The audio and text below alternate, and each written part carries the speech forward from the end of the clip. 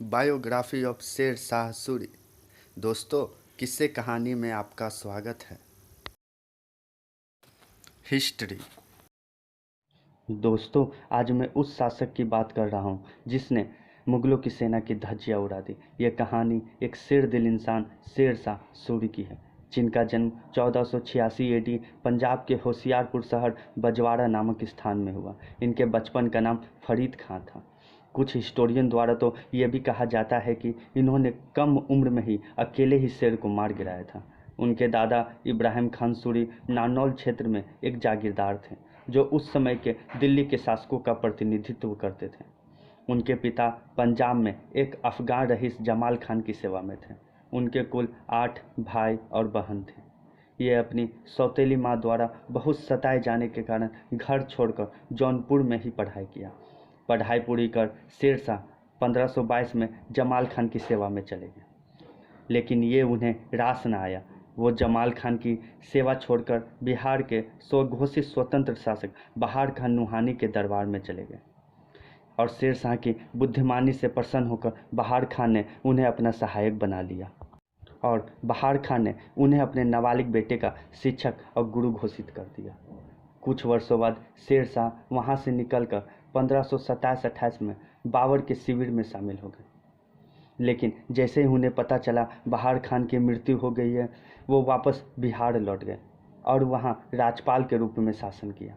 कुछ वर्षों बाद शेर शाह बिहार में मान्यता प्राप्त शासक बन गए। शेर शाह ने अपने साम्राज्य को बढ़ाने की इच्छा से 1537 में बंगाल पर एक अचानक हमला कर बंगाल के बड़े क्षेत्र पर कब्जा कर लिया और उनका अधिकार अब बिहार और बंगाल दोनों जगह हो गया।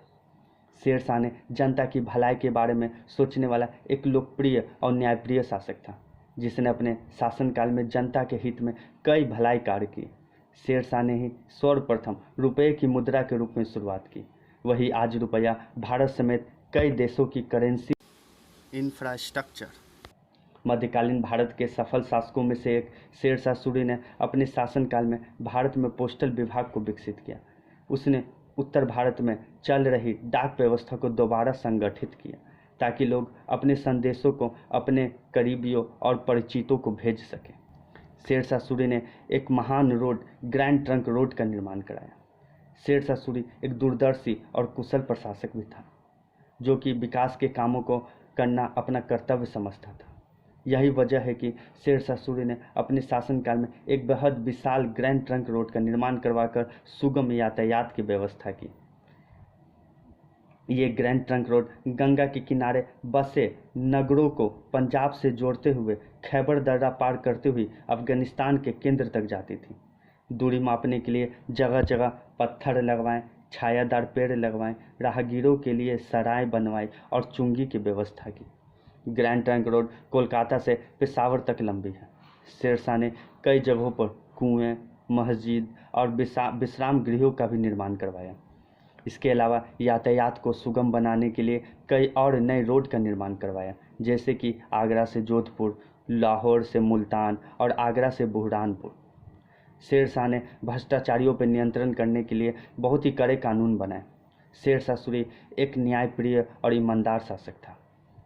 दोस्तों, शेर शाह सूरी ने अपने साम्राज्य को 47 अलग अलग हिस्सों में विभाजित कर दिया था, जिसे शेर शाह सूरी ने सरकार नाम दिया। वही यह 47 सरकार छोटे छोटे जिलों में तब्दील कर दी गई, जिसे परगना कहा गया। हर सरकार के अलग अलग प्रतिनिधि, एक सेना अध्यक्ष और दूसरा कानून का रक्षक होता था, जो सरकार से जुड़े सभी विकास कार्यों के लिए जिम्मेदार था। अभी तक शेर शाह अपने आप को मुगल सम्राटों का प्रतिनिधि ही बताता था, पर उनकी चाहत अब अपना साम्राज्य स्थापित करने की थी। शेर शाह की बढ़ती हुई ताकत को देख आखिरकार जून 1539 में बक्सर के मैदान में मुगलों के साथ भयानक युद्ध हुआ और मुगल सेनाओं की बड़ी हार का सामना करना पड़ा। इस जीत ने शेर शाह का साम्राज्य पूर्व में असम की पहाड़ियों से लेकर पश्चिम में कन्नौज तक बढ़ा दिया। अब अपने साम्राज्य का वैध बनाने के लिए शेर शाह ने अपने नाम के सिक्के चलाने का आदेश दे दिया।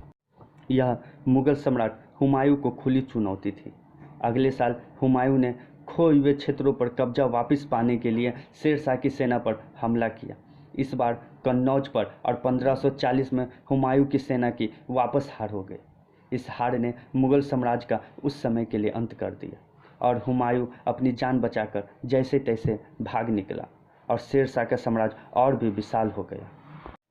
22 मई 1545 में चंदेल राजपूतों के खिलाफ लड़ते हुए शेरशाह की कालिंजर किले की घेराबंदी की, जहां उक्का नामक आग्नेयास्त्र से निकले गोले के फटने से उनकी मौत हो गई।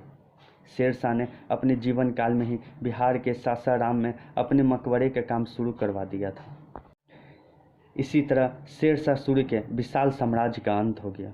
तो दोस्तों, ये कहानी आपको कैसी लगी? और अगली बार फिर मिलते हैं एक और नए